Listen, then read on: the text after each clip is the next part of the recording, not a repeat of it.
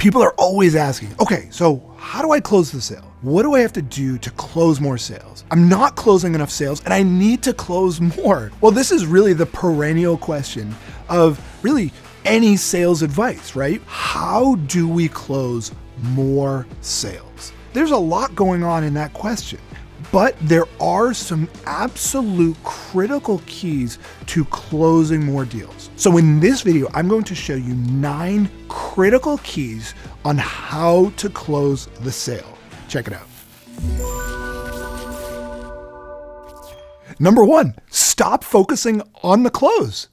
This is really one of the absolute biggest aha moments that I've ever had in sales.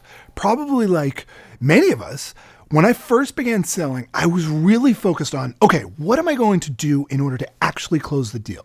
What do I say? Do I slide the contract across the desk? Do I ask for the sale? And the reality is that what you're actually doing at the close is really unimportant.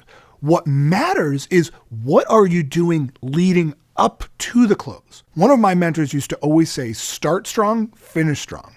If you're starting off the sales interaction strong, you're going to provide lots of value. You're going to demonstrate lots of value. You're going to understand their challenges better than anyone else. And as a result, they're going to naturally think, okay, you know what? This is someone that I want to buy from. And so regardless of what you're doing at the end in the close, it doesn't really matter. What matters is that you did all of those key pieces up front to make sure that, you know what? This is someone that the prospect is interested in buying from the beginning. Number 2, no sales breath. Now you're thinking, sales breath, what is that? Have you ever been in a buying situation where you just got the sense that this salesperson absolutely needed to close the deal, like in order to even just pay rent or to pay their next car payment? Now, many of us have been in that situation. I've been in that situation, and maybe some of us are actually in that situation right now. But even if you need to close a deal in order to pay rent or to put food on the table, you cannot let your prospect feel that. You cannot let them know that. That's the ultimate sales breath. It shows desperation. It's like in dating. If you're on a date with someone and you just get the sense that they're so into you already, you're like a little bit like, I think I'm good. That's exactly what our prospects feel like when they feel that we absolutely need to close the sale. Even if you have to close the sale, you have to mentally think to yourself, I am financially independent and I don't need this sale. That's the mindset that we've got to be thinking about in order to demonstrate strength as opposed to weakness. Number 3, disqualify. Disqualification is one of my biggest passions in sales. Most salespeople have been taught that we need to persuade and we need to convince prospects to do business with us. But the reality is that you don't have to convince anyone to do anything. What you need to do is determine if the person in front of you is in fact a fit for what you offer. That's all that we really need to focus on. So we're going to be taking them through a process of asking them questions to just determine, is there a real fit?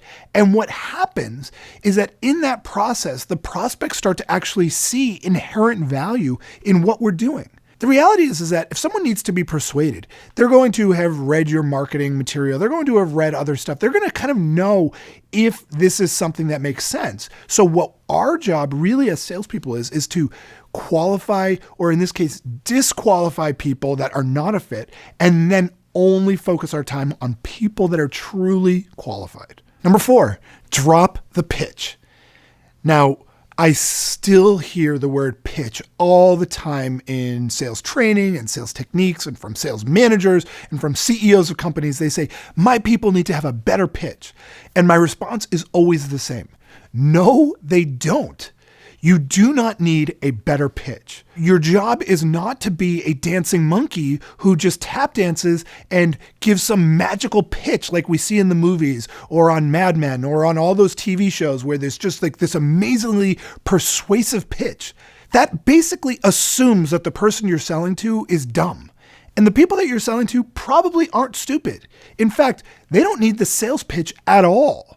What they need is to have a conversation to determine if there's fit. That's where disqualification comes in. No pitch, drop it. It's super old school. And if anything, it's hurting your sale, not helping. Number 5, answer questions with questions. Now, there's a lot that goes into this concept, but the reality is that your prospects are going to be asking you questions. And again, think of the traditional old school salesperson. Most old school salespeople, when they get a question, they go right into tap dance mode and they say, oh, well, that's a great question. And let me tell you why we can do this, or where we're the best, or how we're so much better than everyone else. But what a modern professional salesperson actually does is wants to understand why the prospect is asking that question in the first place. This is not about evasion. This is simply about determining what is most important to the prospect. So instead of rushing to answer every single one of your prospect's questions like we're just some expert, instead we want to slow it down and we want to find out why that's important to them in the first place. So if a prospect says something like, well, can you guys offer more service with this? Most salespeople jump into, oh, of course, we can offer even better service and we can do this and that. But think to yourself for a second, why did the prospect ask that question in the first place? So what a professional salesperson might say to the question of, can you offer more service? They might say something like, oh, that's a really good question. Help me understand what prompted you to ask that in the first place. And now the prospect is going to tell us why they care about more service. Maybe the last time they went through this process, the service was disastrous, or there wasn't enough service, or they're actually really worried that they're not going to understand how to do X, Y, Z. Getting to that is so much more important than answering the question about service, because most of the time it's like an iceberg and most salespeople are just dancing around the top of the iceberg. But what's really important is what's underneath. Number 6, sell to your IPP. Now you're probably wondering, well, what does IPP stand for? IPP means your ideal prospect profile. So this idea of only selling to your IPP means that there are so many people out there that probably could find use for your product or service, but there are only a smaller group of people who are truly your ideal prospect. People that actually have the budget, they have the money, they have the need, they have the challenges that you solve, and they're going to become good clients. That's your IPP. So you want to really tightly define who is your ideal, not who is anyone that could buy what you sell, but instead who ideally, if you could get in front of this person, you would be psyched to have a conversation with. That is your IPP. And also clarifying, who do you not want to sell to? When you are selling purely to your IPP, you are going to be closing so many more sales because let's face it, even if you put the greatest salesperson in front of someone who's not a good fit, it doesn't happen. Or maybe it does occasionally, but that's still a waste of time. You'd rather be strong in your process, but also be in front of the absolute ideal prospects. That's the key to closing a lot more sales, not just because your process is right, but because you're in front of those better people. Number 7, NSO. NSO stands for Next Step Obsessed. We must be next step obsessed. One of the things that I hear a lot these days is my sales cycle is really long. It's just going on, and prospects are, taking weeks, months, years to close. I think to myself, well, how strong are you in establishing next steps every time you're talking to a prospect? And the reality is that most salespeople are, when they're in front of a prospect, they immediately put themselves in this position to then follow up on the prospect later on. And our rule of thumb is you should always schedule your next step with a prospect when you're in front of the prospect right then and there. So if you're on the phone with a prospect or you're on a Zoom or you're face-to-face, you want to be scheduling that next step in that meeting. So that way there's never follow-up and you're just always obsessed about next steps. And by the way, if a prospect is unwilling to schedule a next step with you, it's probably a good sign, a good indicator that we're in trouble. So by scheduling that next step, we now are, first of all, getting a barometer of where the prospect is actually at, and we're holding the sale together.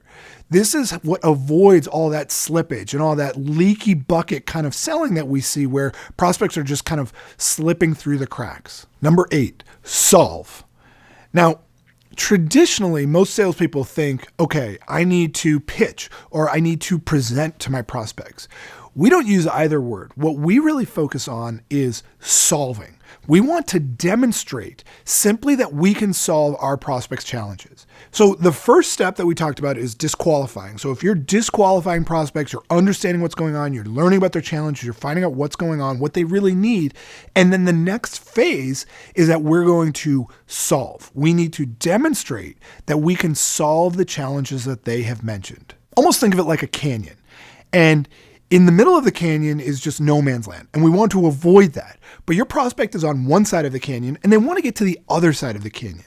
So they need a bridge in order to get from one point to the other. And your offering is that bridge in many ways, because they can't get there on their own, most likely. And so they're going to need that bridge, or they want a better path, at least to getting there. We've got to demonstrate that we are the bridge from one side to the other. Number 9. SW cubed N. SW cubed N stands for some will, some won't, so what next? One of the biggest hurdles mentally that I see a lot of salespeople struggle with when it comes to closing deals is that they get really hard on themselves when they don't close a deal. And so that way, when they beat themselves up after they don't close a deal, then they go into the next deal and they're taking that baggage with them. Every time a sale doesn't happen, we just have to take a deep breath and say, okay, some will, some won't, so what next? Now, I'm not saying that we shouldn't learn from every interaction. You absolutely should learn from the last interaction. Any sale you don't close, we want to learn. If there's a way to get feedback, great. But at the end of the day, if it's over, it's over. And that's okay. Just mentally move on, forgive yourself, learn from it, take the best lessons into the next. But we don't want to take that baggage, that frustration, that toughness on ourselves into that next situation, because that's how we get that sales breath in the first place. So at the end of the day, you're going to close some deals and you're not going to close others. Some will, some won't. So what next? So there are 9 critical keys on how to close the sale.